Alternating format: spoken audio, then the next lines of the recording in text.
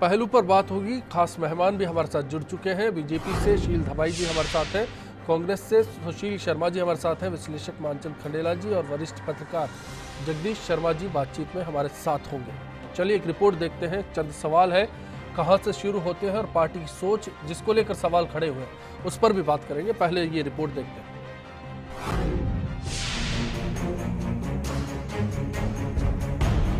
बीते दिनों missed call के जरिए सदस्य बनाकर दुनिया का सबसे बड़ा राजनीतिक दल बनने का दावा करने वाली भारतीय जनता पार्टी ने अपनी अगली मुहिम का आगाज किया, जिसके तहत राजस्थान में 5 लाख कार्यकर्ताओं को रीति नीति की सीख देकर पार्टी को बुनियाद से मजबूत बनाए जाने का लक्ष्य रखा गया।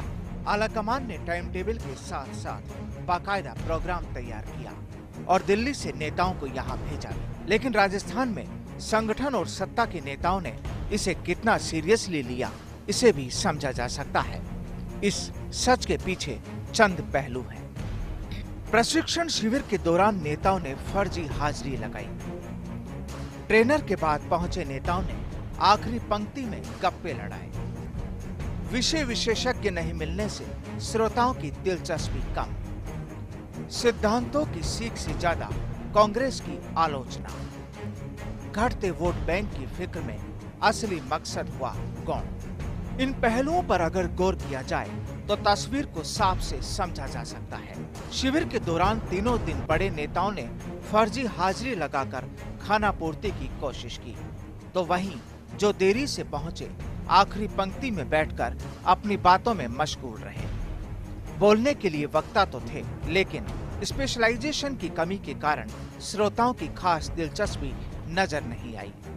शिविर का मकसद सिद्धांतों की सीख देना था, लेकिन ज्यादातर वक्त सिर्फ कांग्रेस पर निशाना साधकर केंद्र और राज्य की पूर्ववर्ती सरकारों को कोसने में ही खर्च हो गया। ऐसे में घटते वोट प्रतिशत की चिंता ने शिविर के असली मकसद को खो दिया। आमतौर पर बीजेपी की पहचान पार्टी विद डिफरेंस के नारे से होती है।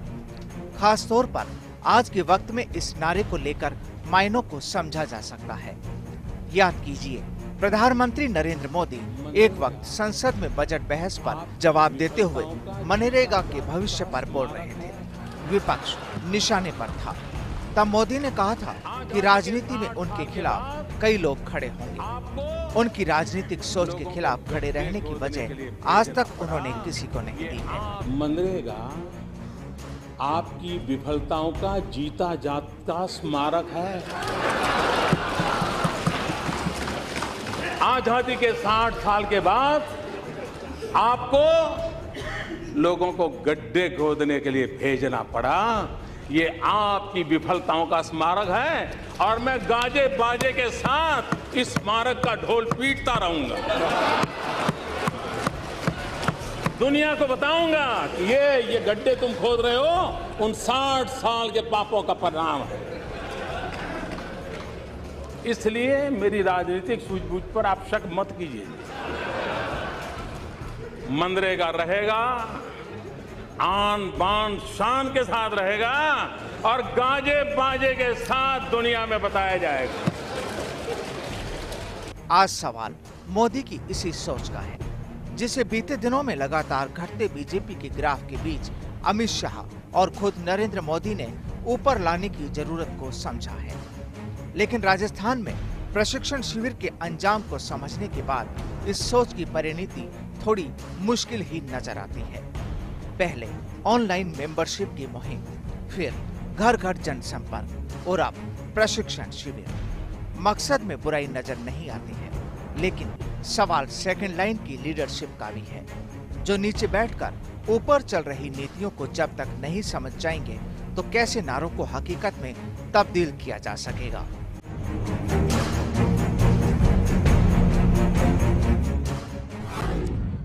आज इस बहस में सवाल भी यही है। इस रिपोर्ट को देखने के बाद क्या आपको लगता है बीजेपी में प्रशिक्षण के नाम पर, क्योंकि इस प्रशिक्षण को दीनदयाल उपाध्याय का नाम दिया गया था, तो क्या खाना पूर्ति हुई है? आप अपनी राय दे सकते हैं हमारी वेबसाइट पर। इसके साथ साथ फेसबुक और ट्विटर के जरिए भी आप अपनी राय हम तक पहुंचा सकते हैं। ट्विटर पर आपको #BigFightLive टाइप करना होगा। सबसे पहले शील धबाई जी आपका रुख करूंगा और आपसे समझना चाहूंगा, दीनदयाल उपाध्याय प्रशिक्षण कार्यशाला इसको नाम दिया गया, तस्वीर में जो दावे थे उससे उलट हो गया, क्योंकि जो तस्वीर हमारे सामने आई उसमें कहीं कांग्रेस की आलोचना थी, कहीं खुद के लिए आत्मचिंतन था। प्रशिक्षण कहाँ गया? देखिए अश्वनी जी, भारतीय जनता पार्टी में प्रशिक्षण कोई नई बात नहीं है। जब से स्थापना हुई है उससे प्रशिक्षण शिविर यहाँ पर लगते रहे हैं और नए नए कार्यकर्ताओं को पार्टी की रीति नीति और सिद्धांतों से अवगत कराया जाता रहा है। मैं भी जब मैंने फर्स्ट प्रशिक्षण लिया था तो माननीय प्रधानमंत्री नरेंद्र मोदी जी उस समय प्रशिक्षण देने के लिए आए थे और अडवाणी जी और बड़े बड़े केंद्र से नेता हमेशा आते रहे हैं। अब आप जब सवाल उठा रहे हैं कि अभी जो प्रशिक्षण शिविर हुआ है उस पर आप सवाल उठा रहे हैं, मैं समझती हूँ इसमें कहीं किसी भी प्रकार की दो राय नहीं है कि जिन चयनित कार्यकर्ताओं को यहाँ पर बुलाया है उसके पीछे उद्देश्य यही है कि भारतीय जनता पार्टी की जिस प्रकार 10 करोड़ विश्व की सबसे बड़ी सदस्यता वाली पार्टी बनी है, तो निश्चित तौर पर नए लोग जुड़े हैं और भारतीय जनता पार्टी जिस प्रकार केंद्र में काम कर रही है उससे प्रभावित होकर लोगों ने भारतीय जनता पार्टी का सदस्य बनना स्वीकार किया। अब जब नए सदस्य आते हैं, मुरलीधर राव तो जिनके जिम्मे इस प्रशिक्षण अभियान को सौंपा गया, वो जब जयपुर आए तो बोले कि वोट बैंक को सिद्धांतों की घुट्टी कैसे पिलाई जाए, इसके लिए 225 वक्ता राजस्थान में तैयार किए गए, यही दावा था उस दौर में। लेकिन मेरे सवाल का जवाब आपने दे दिया। दरअसल जो हुआ प्रशिक्षण शिविर में बिल्कुल वैसा ही हुआ। अभी सवाल मेरा सीधा सा था कि आप जिस मकसद को लेकर प्रशिक्षण शिविर को कर रहे थे और आप इतिहास में चली गई, ऐसा ही कुछ कार्यकर्ताओं के साथ हुआ मेरे ख्याल से। नहीं अश्वनी जी, मैं स्पष्ट कर दूं कि ऐसा कहीं भी नहीं है। जो भी कार्यकर्ता आए वहां पर वो ऑलरेडी स्वयं भी बहुत ही योग्य हैं, बहुत उसमें मंत्रीगण भी हैं, विधायक भी हैं, जिलाध्यक्ष भी हैं, सब बहुत पुराने कार्यकर्ता हैं। कि आगे जाकर ये ट्रेंड करेंगे कार्यकर्ता को। जी बिल्कुल, ये कार्यकर्ताओं को ट्रेंड करेंगे और जो कुछ भी नया कुछ जो एडिशन हुआ, मेन ये था कि भारतीय जनता पार्टी की सरकार राजस्थान में जो नए नए काम कर रही है, जो योजना है, उनको भी उन तक बताना था, उनको पहुंचाना था। क्या आपको लगता है कि पूरा का पूरा जो आपका महाअभियान था कांग्रेस की आलोचना तक सिमट के रह गया? नहीं, बिल्कुल नहीं मानती मैं इस बात से, आपसे बिल्कुल इत्तेफाक नहीं रखती। कांग्रेस से तो कहीं दूर का लेना देना ही नहीं, कांग्रेस अपने आप कहीं रेस में है ही नहीं। भारतीय जनता पार्टी स्वयं इतनी सक्षम है और इतनी स्कीम लेकर आई है कि उनको बताने के लिए प्रशिक्षण शिविर में जो एक सत्र रखा गया था ताकि ये कार्यकर्ता मंडल स्तर तक। सुशील शर्मा जी, बीजेपी दावा करती है कांग्रेस मुक्त भारत बनाने का और ये सिद्धांत पार्टी की तरफ से अमित शाह और नरेंद्र मोदी ने तैयार किया। इसको कार्यकर्ताओं तक पहुंचाना एक मकसद था दीनदयाल उपाध्याय प्रशिक्षण महाअभियान के तहत। आपको क्या लगता है इस अभियान से कहीं आपकी पार्टी को, वोट बैंक को कोई नुकसान होगा? देखिए, जो प्रशिक्षण शिविर बताया जा रहा है, जो आपने खुद ने ही इस बात को माना है कि वहाँ कांग्रेस की आलोचना में ही वो सम्मेलन, इनका प्रशिक्षण शिविर समाप्त होकर रह गया। इनका कार्यकर्ता लाल बत्ती गाड़ी चाहता है, बोर्ड निगमों में सुविधाएं चाहता है, जगह चाहता है। अभी उनको आप ये इस तरह के भाषण पिला के गुठियाँ पिलाई जा रहे हैं, वो बेचारा दबाव में आकर के आपके भाषण सुन रहा है। आप मोदी जी की जहाँ तक बात है, आप देखिए कि पूरे 6 महीने तक 3-3 ऑर्डिनेंस आपने निकाले, फिर भी आपको यू टर्न लेना पड़ा जी। और कांग्रेस ने और विपक्षी दलों ने मिलकर के जो किसानों की, गरीबों की आवाज़ उठाई, उस बात को मानना पड़ा। और वो मारवाड़ी में कहते हैं कि थूके भी चाटे भी, वो वाली स्थिति हुई। जो ये मोदी जी की और इनके नेता की स्थिति ये है कि बिहार के अंदर इनको लेने के देने पड़ेंगे। जैसे दिल्ली में इनका रथ रोका, वैसे बिहार से ये खाली हाथ वापस आएंगे। कांग्रेस का जहाँ तक है, कांग्रेस का एक अपना इतिहास है, कांग्रेस की अपनी स्थिति है। इनकी तो 2 सीट आई थी, हमारी तो फिर भी 44 है। तो जो स्थिति है, सवाल वाले जो नरेंद्र मोदी के तेवर आपने लोकसभा में देखे, वो तेवर कार्यकर्ता तक पहुंचाए जाए। नरेंद्र मोदी के जो तेवर हैं वो दिखावे के हैं, वो हल्लाबाजी, ढकोसलेबाजी और एक दबाव की राजनीति करते हैं। मनरेगा जो विश्व में सबसे बड़ा रोजगार देने का कार्यक्रम था, जिसको पूरे दुनिया ने सराहा, विश्व संयुक्त राष्ट्र संघ ने उसको सराहा, उसके बारे में उनके विचार ऐसे थे। फिर बाद में उन्होंने बजट बढ़ाया, उसके अंदर उन्होंने खुद ने माना कि जो है ये आदेश की आवश्यकता है। आम गरीब का मजाक उन्होंने पार्लियामेंट में उड़ाया, मनरेगा का। चलिए, मनरेगा पर फिलहाल बात नहीं करूंगा, बीजेपी की इसी प्रशिक्षण शिविर की बात करूंगा। जगदीश शर्मा जी, आपका रुख करना चाहेंगे। सियासी दलों का दस्तूर होता है प्रशिक्षण करना, कार्यकर्ताओं को जागरूक करना, वक्ताओं को लाना और पार्टी की रीति नीति पढ़ाना। लेकिन बीजेपी का जो 3 दिन प्रशिक्षण शिविर चला राजस्थान में, उसको लेकर मैं आपकी भी राय जानना चाहता हूं। राजनीति को आपने काफी करीब से देखा राजस्थान की, इसलिए समझना चाहेंगे कि इसके क्या मायने हो सकते हैं और क्या बीजेपी को कहीं फायदा होता नजर आता है।